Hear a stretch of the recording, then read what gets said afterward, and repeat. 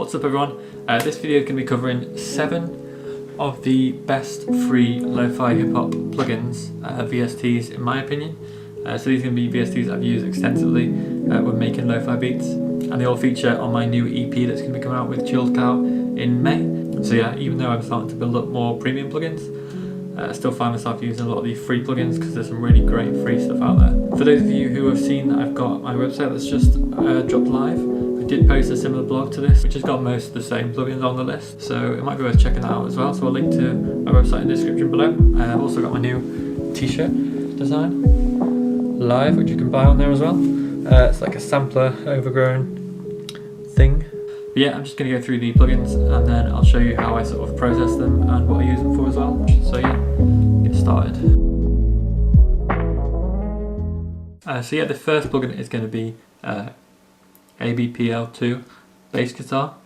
So this is a P-bass model bass guitar, the light version, but it's got a lot of adjustability for a free plugin. Let me just go and play what it sounds like. So I use this a lot for lo-fi bass lines.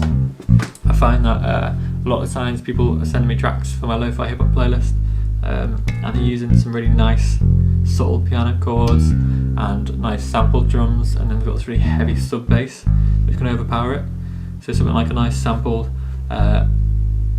electric bass works really well, and this one works incredibly well.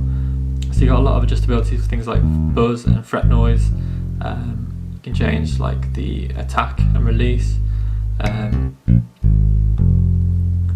on and off the fret noise, etc.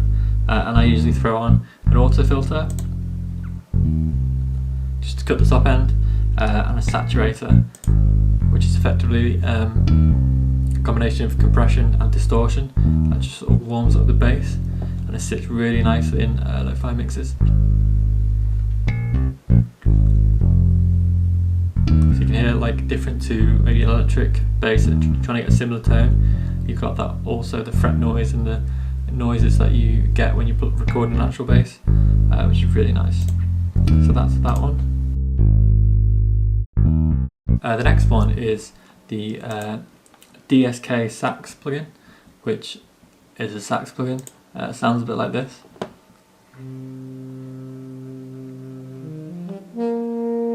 So again, I usually throw on some saturation. This one's quite a heavy saturation, so put a lot of drive on there, reducing the output just to make sure that it's not clipping, and it warms up this tone quite a lot. And again, there's a decent amount of customization available. Attack, decay, sustain, release, obviously essentials, and they work really well. It's also got its own sort of inbuilt reverb, which is okay, but I tend to just use VST reverbs or stock Ableton reverbs, and you can change the normal velocity curve to something that's a bit more extreme. Weak and strong versions. So that's changing the velocity curve of how you're playing it on the keyboards if you're playing it MIDI wise. So that's a really nice one just for sort of finishing off tracks.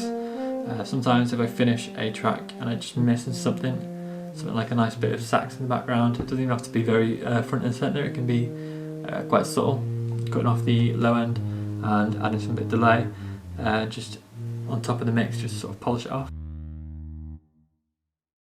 Number 3 is a bit of a stock favourite in the lo-fi hip hop community, which is the Isotope vinyl plugin. So if you've not seen it, effectively what it is it simulates the sort of nuances of vinyl records. So that's stuff like the noises that are associated with vinyls, the crackle, and it also simulates the warp effects that you can get on some older vinyls. And it's a really great plugin. So I've just dropped in a guitar sample from one of my packs. It sounds like this. And effectively you can start to process it by tweaking the effects in here. So you've got mechanical noise, which is just a flat out level,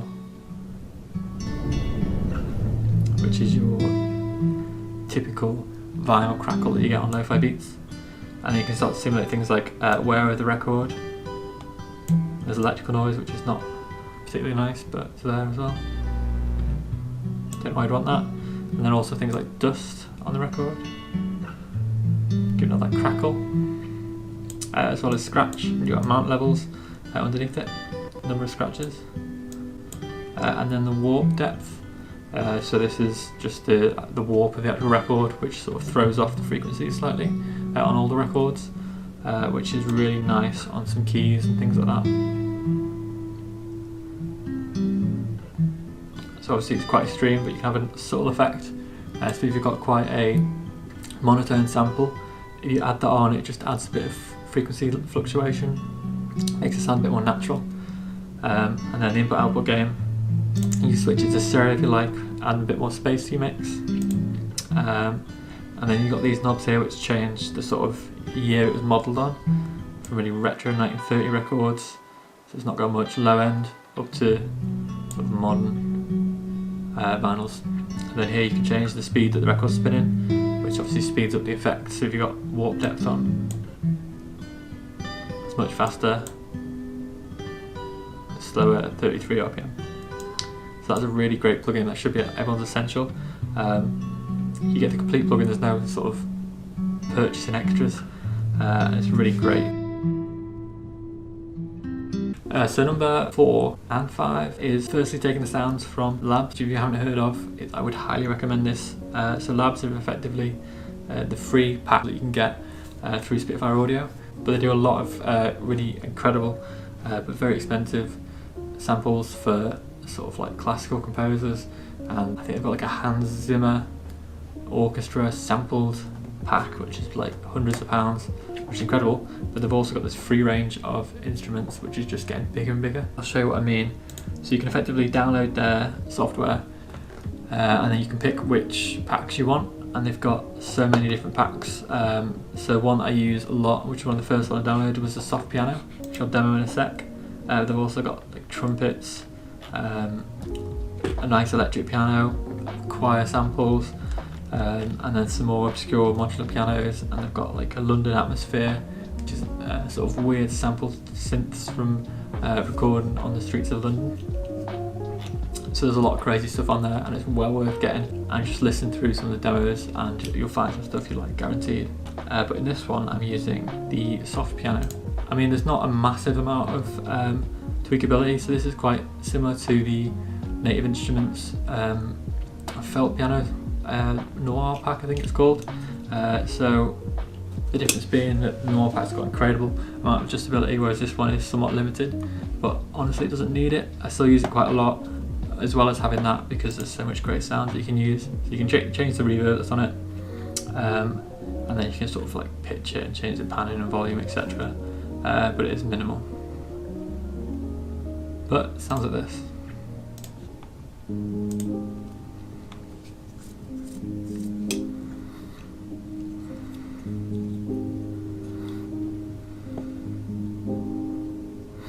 And then the other plugin that I mentioned is this Shatterglass Audio. It's like an analog tape saturation simulation, and it sounds incredible, and I use this a lot as well. So if I turn this on, I've got the input and the output slightly down, but I'll put a bit of gain on there as well to account for that, and it just gives it a little bit more distortion, with the treble cut off a bit and the bass boosted a bit, and it sounds like this. So it just fills it out a bit more, adds a lot of warmth, and it's really well worth getting. If you're new to saturation plugins, this is probably a great one to start with, given it's completely free, and it does sound really nice.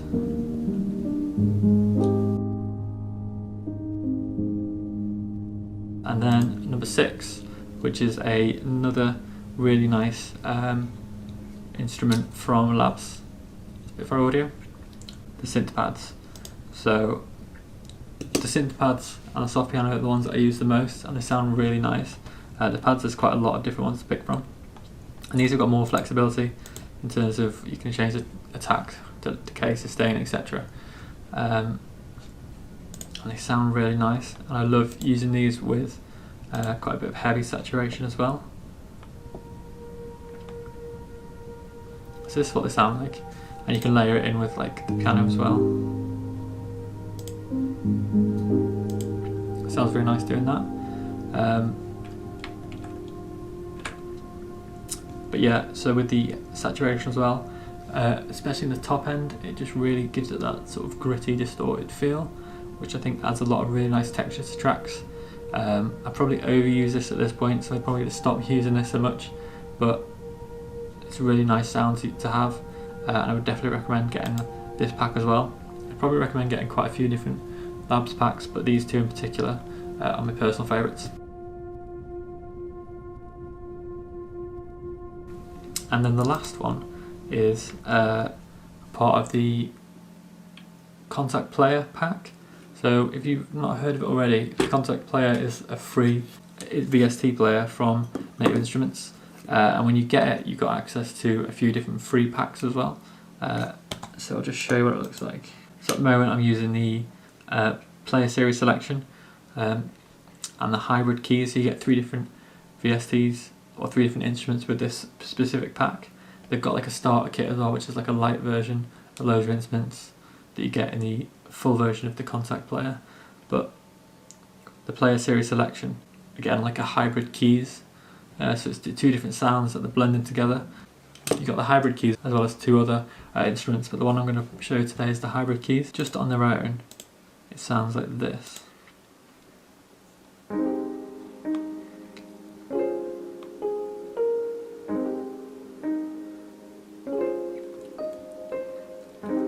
And it's basically a mixture of these 2 sounds, this time-lapse sound and the Midnight Roads, and you can blend between which one you want.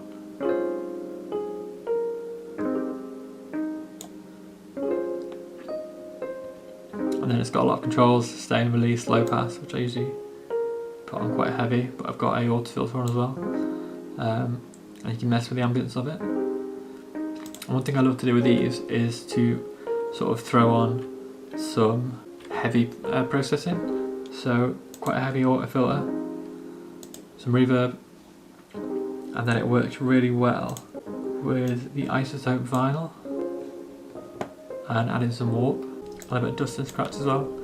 It sounds really nice having that like really sort of stereotypical lo-fi effect with the warping on. So yeah, that's it for this week's video. I've got a few different plans for upcoming videos. So I've had a request to do a soloing video in lo-fi hip-hop, which I'm working on. I'm not sure exactly how I'm going to do it yet. It might be sort of a few different videos in a series, or I might just make one long video and try and explain it, but that's one that I've been requested a lot, so that's coming soon. I was also thinking about doing a mixing and mastering video for lo-fi hip-hop in particular. I don't know if that's something people would like to see, but if you would, please let me know in the comments below, or if you've got another video that you'd like me to make, please do let me know. And yeah, please do check out my website where you can find my samples and my merch. So yeah, thanks for watching.